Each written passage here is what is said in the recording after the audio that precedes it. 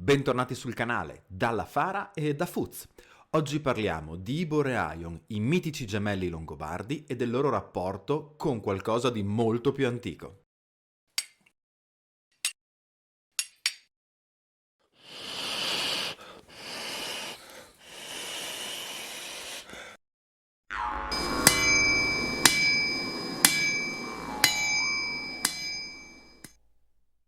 Come sempre, bentornati sul canale. Vi ricordo che se volete supportare il nostro lavoro potete iscrivervi al canale, cliccare la campanellina e condividere i video. O, se siete più coraggiosi, addirittura abbonarvi al canale e diventare nostri Patreon. Trovate tutti i link in descrizione. Proprio da una delle nostre abbonate, Maria Grazia Bertoli, arriva la richiesta di approfondire il tema di Ibor e Aion, che abbiamo affrontato di sguincio nell'ultimo video trattando della loro madre, Gambara. Per riassumere velocemente la leggenda legata a Ibor e Aion per chi non ne abbia familiarità, possiamo dire così: i Vinnili, i Longobardi prima di cambiare nome, si trovano in Scania, nel sud della Svezia, a dover decidere di abbandonare la terra natia per sovrappopolazione e mancanza di risorse. Due gemelli, Ibor e Aion, guideranno questa migrazione insieme alla madre Gambara, sacerdotessa pitonessa.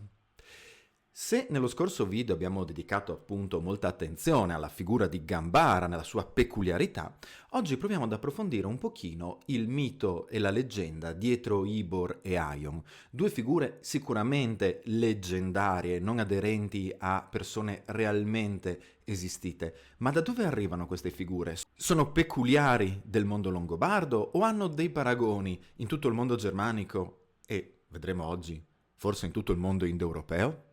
Ibor e Aion, infatti, fanno parte di una grande famiglia di gemelli che guidano le popolazioni germaniche.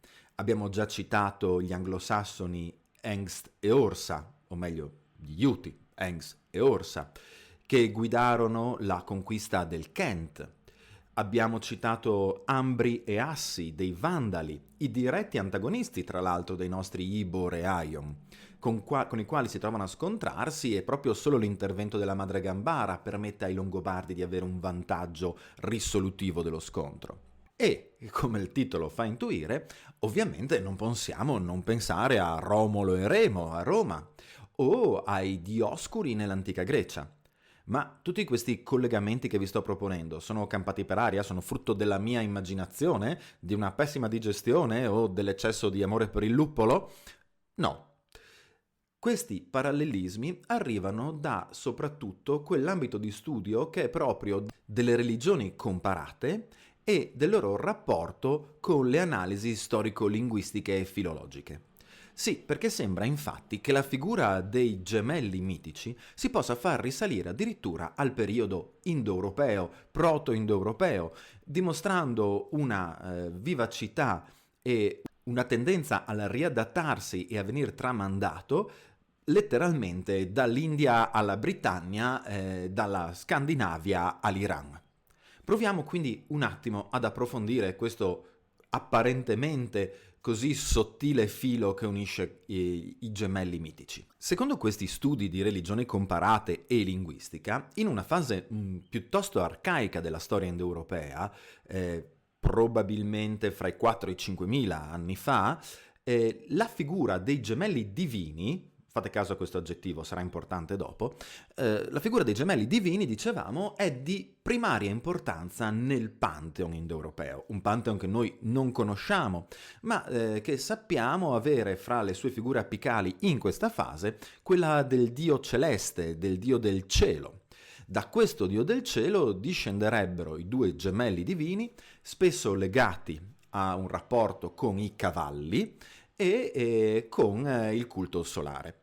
Il rapporto con i cavalli, che vediamo arrivare ad esempio nei nomi Hengst e Orsa in ambito anglosassone, sarebbe uno dei motivi per catalogare e definire la fase di interesse per i gemelli mitici nel mondo indoeuropeo come quella successiva alla domesticazione del cavallo e all'utilizzo della ruota, per intenderci.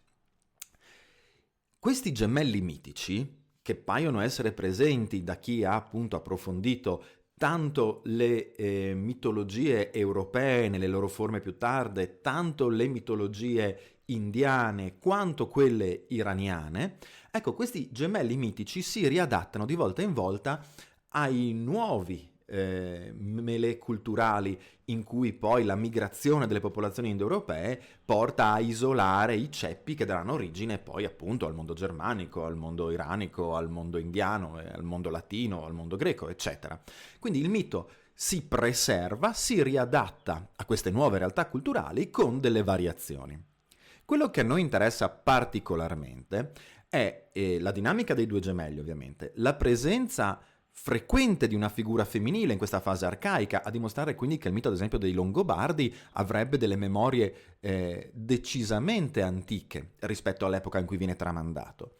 Una figura femminile che può essere madre o sorella, e la caratterizzazione di questi due gemelli come l'uno più incline all'attività bellica e l'altro invece più affine al mondo della fertilità, dei campi.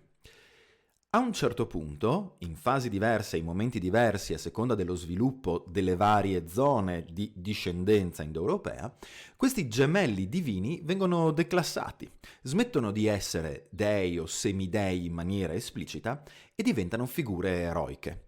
In particolare nel mondo germanico questo appare accadere proprio a cavallo o nel periodo delle migrazioni.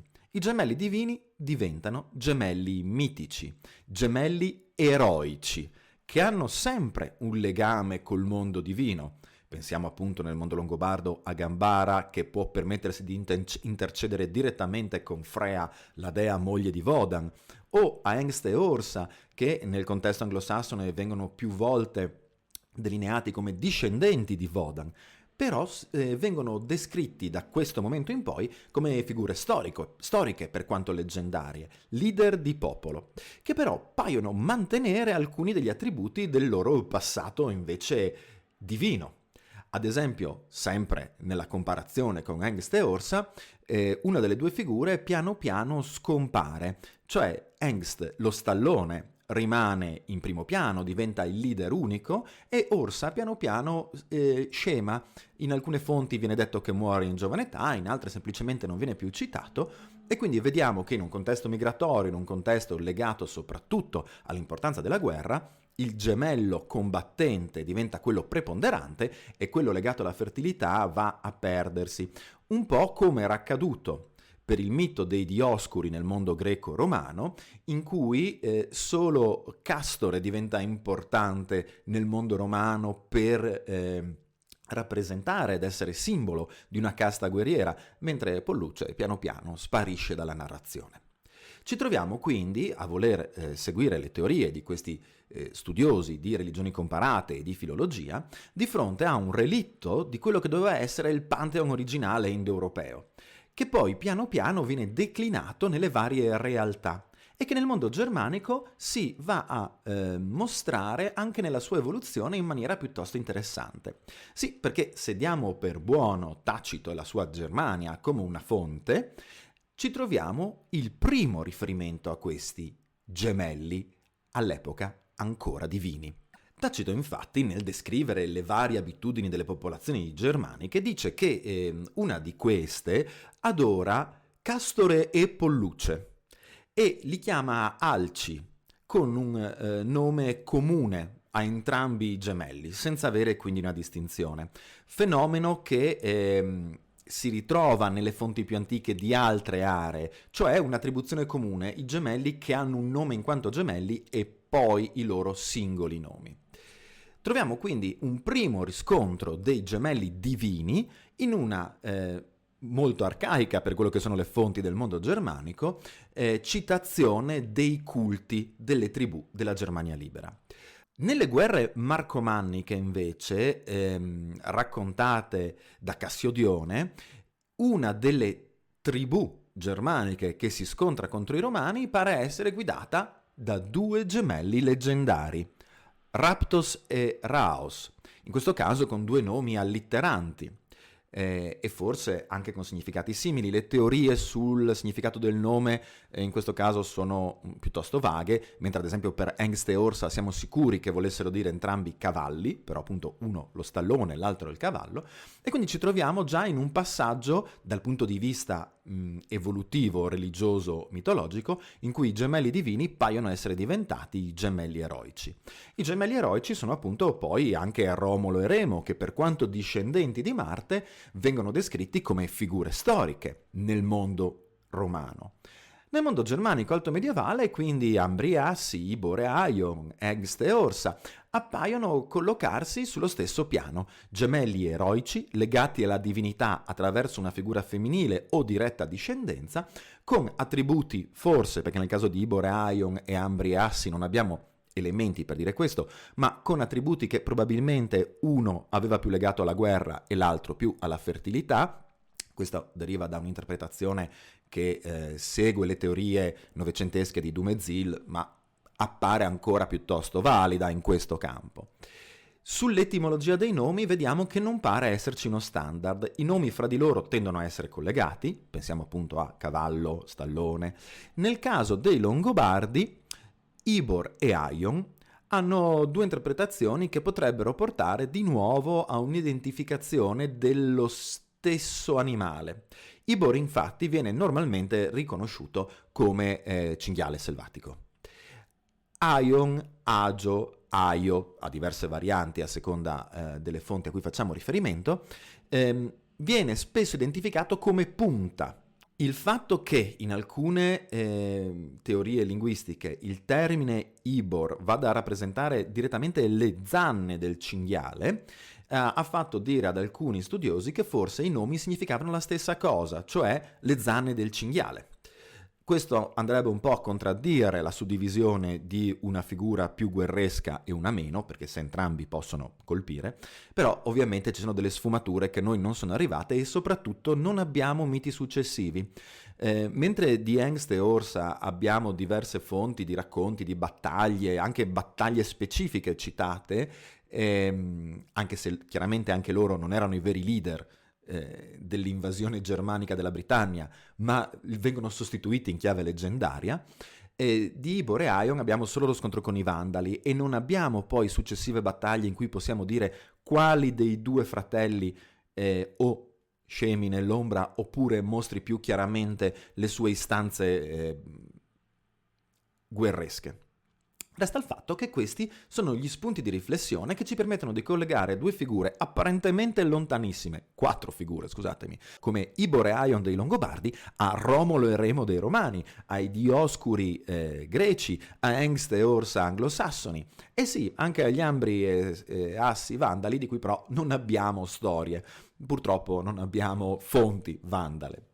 Ecco quindi che ci troviamo di fronte a uno di quei fenomeni storici che personalmente trovo affascinantissimi e che vanno presi molto con le pinze. Siamo nel campo delle illazioni e del confronto fra discipline spesso molto diverse fra loro, quello che amichevolmente qui sulla Fara chiamiamo l'allarme svarione.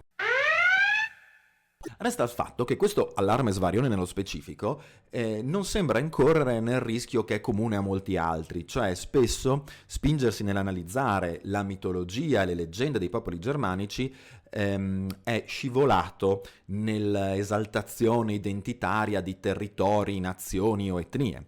In questo caso il rischio è per fortuna al contrario. Tutti questi collegamenti ci mostrano come le nostre culture siano così strettamente intrecciate e quanto la profondità di alcuni miti e di alcune radici di queste culture si siano espanse geograficamente e cronologicamente in maniera inimmaginabile, dimostrando da un lato una conservatività emozionante e dall'altro la capacità di adattarsi e di ricrearsi e reinventarsi in base a nuovi contesti, dimostrando forse che quella che è stata la grande energia e la grande innovazione degli indoeuropei è stata quella di sapersi adattare. Speriamo che noi, poveri nani sulle spalle di questi giganti, non ci arrabattiamo troppo nel voler rimanere troppo uguali a noi stessi nel prossimo futuro. Bene, spero di avervi interessato. Fatemi sapere sui commenti se c'è qualche riflessione che vi è venuta durante questo video. Alla prossima e mandi!